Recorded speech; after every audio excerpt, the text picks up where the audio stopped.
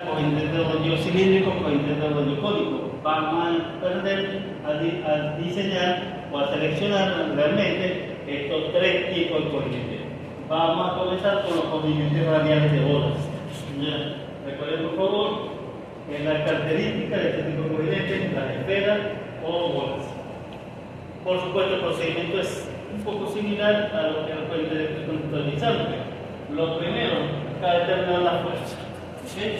Por supuesto, ya debe tener ya un elemento de transmisión de potencia, debe tener un eje, debe tener la ubicación de los coincidentes y en base a eso, por supuesto, hacer los diagramas respectivos de cargas aplicadas y obtener, por supuesto, las reacciones ya en los apoyos o en los coincidentes.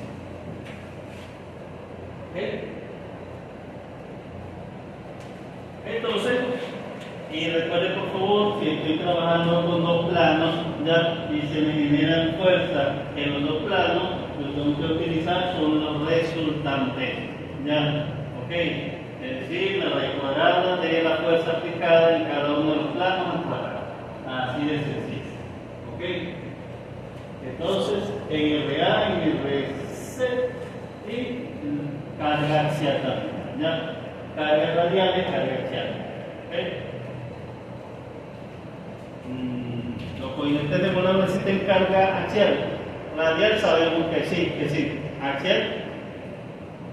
¿No? No, o sea, sí, claro. También, sí, profe. necesita cierta carga axial. Ya, los coincidentes de bolas sí resisten cierta carga axial. Ok, claro, no tan grandes como los coincidentes de rodillo cónico, pero estos sí resisten cierta carga axial. Ya, claro, las cuentas me dirán si resiste o no resiste, así es sencillo. Pero por ahora yo puedo entonces seleccionar combinaciones de bolas aquí y aquí, porque aquí solo carga radial, pero aquí hay carga combinada. Ya, entonces sí puedo por ahora. O sea, profe, Está haciendo el aguante. Si no lo aguanta, ahí sí. esos son mejores entonces. Las cuentas me dirán si son mejores o no, los cálculos. Ya. Por ahora es simplemente la primera opción, combinaciones de bolas. Ya. No me sirven de bola, no me resiste la carga aplicada, voy a rodillo cilíndrico. Tengo una carga axial y no me resiste el rodillo, bueno, voy a tener el rodillo cónico. Así voy en ese orden. Pero bueno, carga aplicada, con de bola sí resisten cierta carga axial. Lo puedo considerar entonces. Me sirve para los dos apoyos o como decimos, sitios de aplicación. Ok. Una vez que ya tengo las cargas radiales y axiales aplicadas y la resultante, por supuesto, voy a calcular la carga de diseño radial equivalente. ¿Okay? Esto está en función si solamente carga axial, solamente carga radial o solamente carga o hay carga combinada. Si es solo carga axial, ya la carga de diseño radial equivalente se calcula con esa ecuación. Un factor B, la fuerza axial y un factor de diseño. ¿Okay? Cuando existe solo carga radial, la fuerza de diseño se calcula con esta ecuación. Un factor B, la carga radial resultante y un factor de diseño. Y si fuese carga combinada, simplemente calculo esta ecuación y se toma el mayor valor. ¿Ok? Esta ecuación es considerando solo carga radial, es decir, suponiendo que la carga radial domina el sistema, aunque haya carga axial, y aquí si se toma en cuenta tanto la carga radial como la carga axial, ya multiplicado por supuesto por ciertos factores de corrección. ¿Okay? Necesitamos ver cómo se calculan esos factores. Lo que es el factor B, el factor de diseño, X y Y, ya son simplemente factores de corrección. ¿Okay? Pero entonces, axial, radial o combinada, estas son, de esta manera se calcula la carga de diseño radial equivalente. ¿Ok? Equivalente vamos a decirlo, ¿por qué? Porque, por ejemplo, Fíjense que esta es una sola fuerza, pero estoy considerando las dos cargas respectivas, carga radial y carga axial. Es decir, esto lo estoy transformando en una sola fuerza. Acá hay dos, pero por los factores de corrección y demás, yo lo estoy convirtiendo a una sola fuerza, una carga radial equivalente. Así de sencillo. Por eso hay que calcular.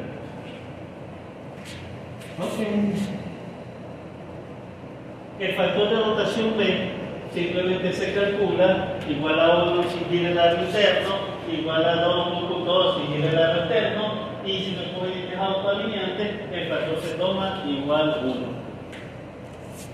Algo interno o algo externo, cualquiera de los dos puede girar, dependiendo de si el eje es móvil o si el eje es fijo. ¿Ok? Pero hay que considerar ese detalle. Claro, la mayoría es algo interno el que gira y el aro externo permanece fijo ya para mantener el soporte del sistema. ¿Okay? Y coeficiente autoalineante, gire quien gire, es igual a 1. Los coeficientes de bola generalmente son rígidos, ¿ya? ¿Okay? Es decir, absorben momentos flectores, pero los coeficientes autoalineantes no lo hacen, ¿ya? Permiten, vamos a decirlo, claro, tienen una mayor deflexión, ¿okay? En ese aspecto. Pero bueno, en algunas aplicaciones es necesario utilizar coeficientes autoalineantes.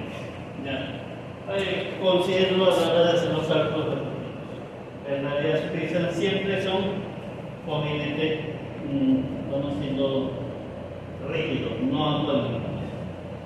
Ok. Si estamos en el caso de diseño, ¿okay? Yo voy a suponer para los cálculos de la carga de diseño radial equivalente que, o vamos a decirlo, que considera o afecta tanto la carga radial como la carga axial. ¿Qué es lo que se hace en ese caso? Se va a suponer un valor inicial de x igual a 1 y un valor de y igual a 0. ¿Okay? ¿Qué implica esa suposición inicial para diseño? ¿Ya? Que simplemente, o con esto se está diciendo que la carga axial no influye en el resultado. Eso es lo que estoy, no es lo que digo. Sino que quien gobierna es la carga radial. Eso es lo que implico con esa suposición inicial. Claro, al final tengo que verificar si esa hipótesis es cierta o no. Pero bueno, lo supongo inicialmente así, ¿ya? Y el factor de diseño, ¿okay? Lo tengo dependiendo de la aplicación. Para engranajes comerciales, de precisión, maquinaria con choque ligero, con choque uniforme, pesado, y por supuesto tengo un intervalo respectivo, dependiendo si quiero ser más conservador o menos conservador. ¿Ok? Bueno. Una vez que yo tengo ya, en definitiva, la carga de diseño radial equivalente, voy a calcular la capacidad de carga radial equivalente del fabricante. ¿Ya? Porque recuerden, el fabricante establece por su, vamos a decirlo, experimentos, ya establece sus condiciones de carga y funcionamiento. Entonces, ya es necesario determinar esa carga radial equivalente del fabricante. ¿Cómo se calcula? Con esa ecuación que tenemos allí presente. ¿En función de qué? De la vida útil del diseño versus la vida útil de lo que establece el fabricante. ¿Ya? Por supuesto, la vida útil del diseño generalmente lo podemos calcular con esta ecuación, en función de el número de revoluciones y en función de la vida en horas. ¿Okay? Esa vida en horas, por supuesto, lo puedo obtener dependiendo de la aplicación. ¿Ya? Aquí tienen entonces algunas recomendaciones, pero sin embargo, como es el de diseño, usted puede establecer también una vida arbitraria.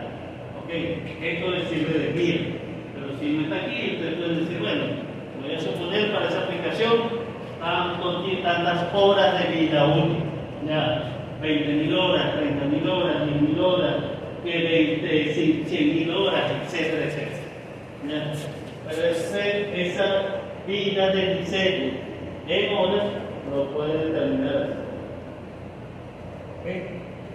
Ok, ese es para el diseño. Para el fabricante, igual se utiliza la misma ecuación, pero generalmente cada fabricante establece su tiempo de vida útil en revoluciones. Este resultado es en revoluciones. Por ejemplo, si utiliza un catálogo de la FAC, todos los elementos rodantes de la FAC, todos los rodamientos, su vida establecida por el fabricante es de 1.000.000 de revoluciones. ¿Ya? Se utilizan, por ejemplo, el fabricante SKF, todos sus elementos de este rodante también de 1.000.000 de revoluciones. Si utilizan el catálogo de la Tinken, por ejemplo, la vida que establece el fabricante para su rodamiento es de 90 millones de revoluciones. Bueno, exagerado, pero bueno, ¿okay? Así es cada fabricante. Coloca la vida que le da la gana. ¿Okay? Pero bueno, esas son las condiciones de la vida de los rodamientos establecidos por el fabricante. Si va a entrar otro fabricante, bueno, el catálogo del fabricante indicará cuál es la vida útil. ¿Okay? Algunos lo dan directo, otros dan los parámetros necesarios para hacer el cálculo. ¿Ya?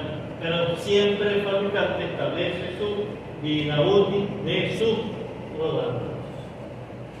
Ok.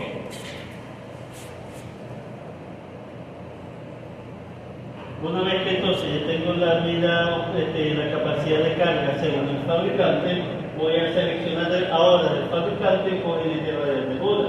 Ya, por supuesto, cuando voy al catálogo, me da por supuesto parte de esta información, lo que es las dimensiones y que es lo que me interesa, por supuesto, la capacidad de carga. Ya, lo había calculado una inicialmente, que era de diseño. Yo había después recalculado la carga equivalente del fabricante. Ahora voy a ver, ya, con ese resultado anterior, que tamaño coincidente me resiste esa carga aplicada. Y ahí entonces veo cuáles son sus características técnicas. Ya, entonces con esto ya no hay mucho problema. Ya, de hecho, el cálculo de esto es relativamente sencillo, como se van a dar cuenta. Mucho más sencillo que los coincidentes de deslizantes. Muchísimo más sencillo. Pero ese es el procedimiento básico. Ya, calcular la carga de diseño, calcular la carga equivalente del fabricante, ya, y compara con el catálogo del fabricante. ¿Okay? Por supuesto, distintos tipos de fabricantes establecen distintas consideraciones en cuanto a la carga. ¿Ya? ¿Okay? De hecho, hay unos que establecen la carga axial y la carga radial. ¿Okay? Otros no lo establecen. Pero bueno, depende del fabricante. El fabricante le hizo una tabla de velocidades máximas de la técnica interna y externa. Sí, en algunos casos sí. Y otra cosa que ellos necesitan sobre un tipo de carga, por ejemplo, la carga estática, Carga estática y carga dinámica, exactamente. ¿Ya? También. Nosotros trabajamos con la carga dinámica. ¿Ya? ¿Okay? La carga estática se utiliza generalmente ya para velocidades muy bajas. ¿Okay? Muy bajas. Una revolución, 2 revoluciones. ¿Ya? Para velocidades muy bajas se utiliza la carga estática. Para carga dinámica, bueno.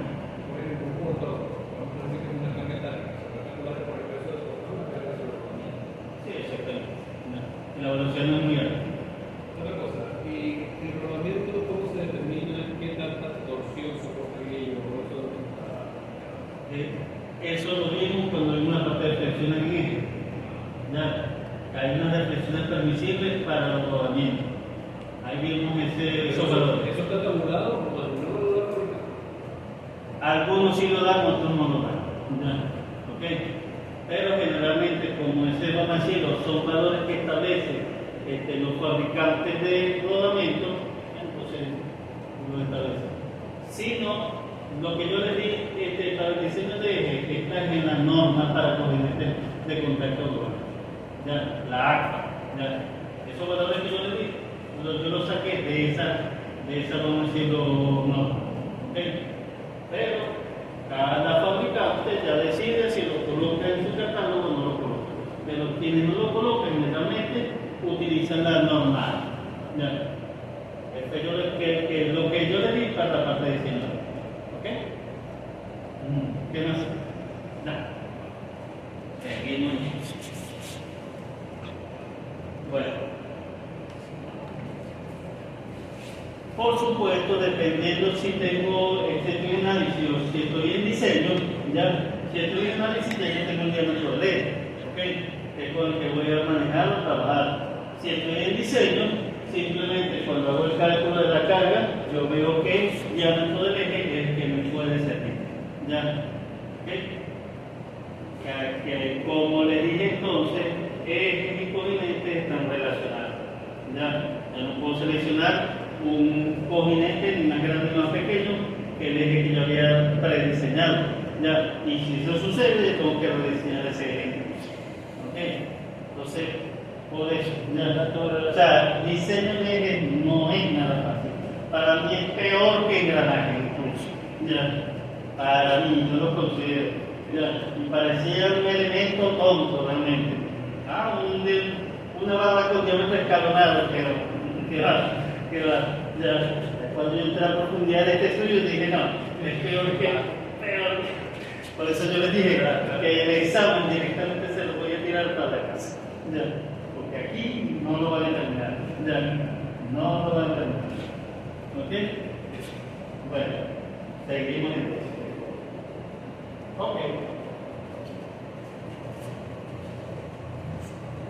Y por supuesto, yo puedo comparar la capacidad dinámica o la capacidad estática, dependiendo de la velocidad, con la fuerza radial equivalente del fabricante. Es lo que aún así me interesa determinar o comparar.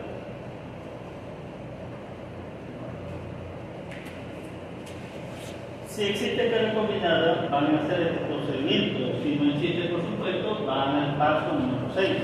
¿Qué es lo que se hace en este paso? Si hay carga combinada, ¿ok?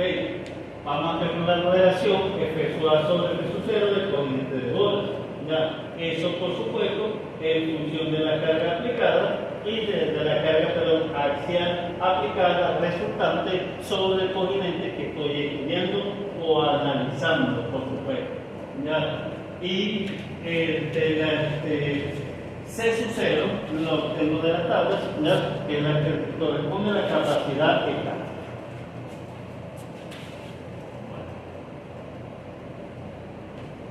Entonces, carga axial resultante sobre carga radial estática, equivalente a esto. Una vez que yo tengo esa relación F sub A sobre C sub 0, ahora voy a tomar un factor de referencia que no es exponencial, por si acaso, es una letra simplemente. No sé por qué seleccionaron esto, pero bueno, un factor de referencia de fuente de bola. Por supuesto, de acuerdo a esta relación, obtengo el valor de referencia E. Si no lo tengo directo en la tabla, puedo interpolar, no hay problema con eso. ¿Ya? Pero en función de la relación que está sobre C sub 0, obtengo el valor de referencia E. ¿Para qué me sirve eso al final? ¿Ya? Lo veremos. Voy a calcular la relación fuerza axial entre factor de rotación por fuerza radial y lo voy a comparar con factor de referencia E. Simplemente, ¿ya?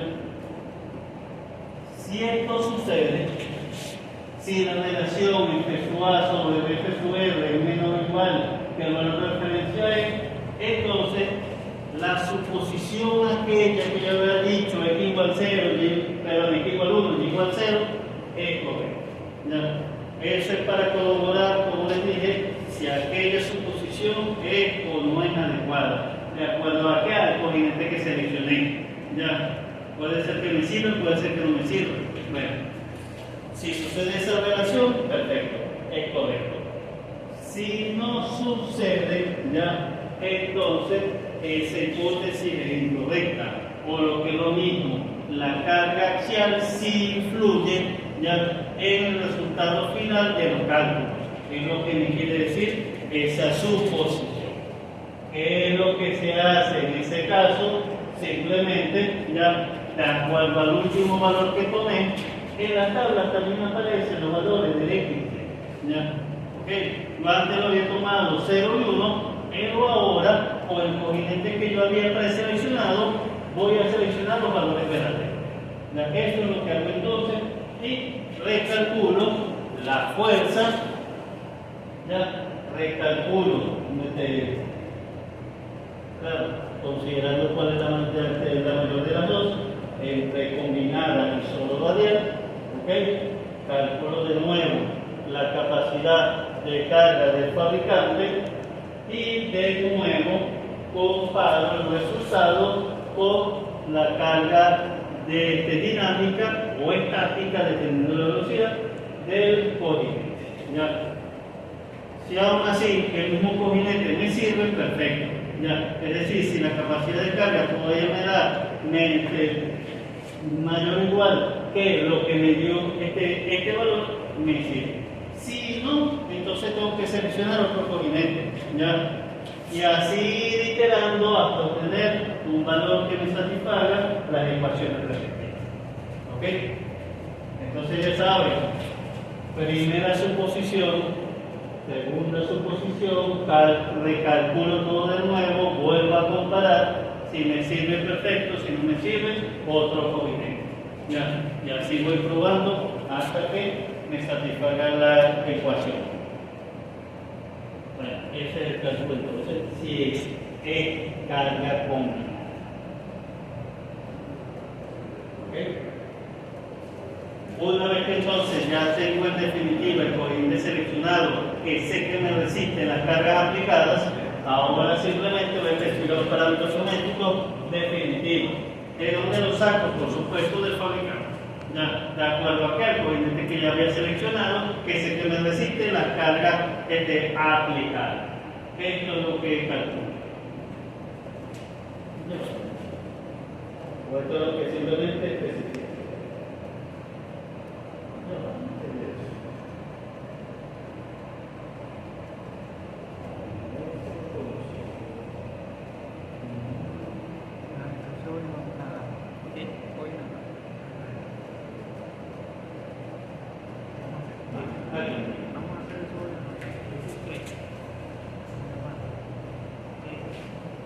¿Qué es conveniente?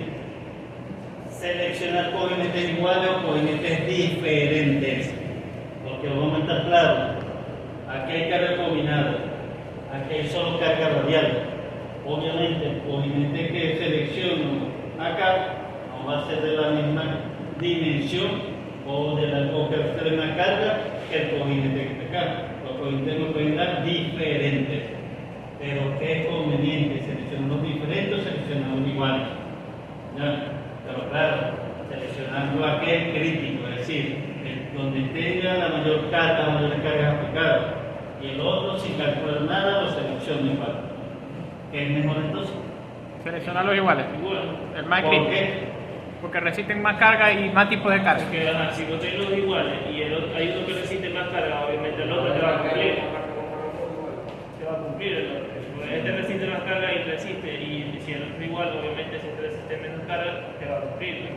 Sí, pero el que menos carga lo estoy sobrediseñando. Bueno, profe, pero es mejor sobrediseñar a que falle. Eso dependiendo de quién lo está viendo. Si lo está viendo el fabricante, es mejor hacerlo separado, uno de cada tipo. Si lo está viendo el comprador, es mejor comprar los dos iguales. ¿Para Sí, qué? exactamente. Implica también más la parte de cantidad. ¿Ya? Vamos a decirlo, si voy a fabricar un reductor de velocidad y voy a fabricar 1000 reductores, ¿ya? Entonces seleccionar diferentes sí impacta significativamente el costo. Ahora, si es uno o dos, si lo selecciona igual, el costo, la diferencia de costo es insignificante. Entonces, ¿Cuánto deben tomar en cuenta eso a la hora de establecer esa condición. ¿Ya? ¿Cuánto se puede gastar más o menos en mantenimiento? Ahí sí es verdad que no tengo número de esa parte. ¿Vale la pena justificar en la gran cantidad eso? Pues estar justamente trabajando en el Sí, en el claro que sí. ¿ya? Porque mientras necesita la carga aplicada, no hay ningún inconveniente. ¿Ya?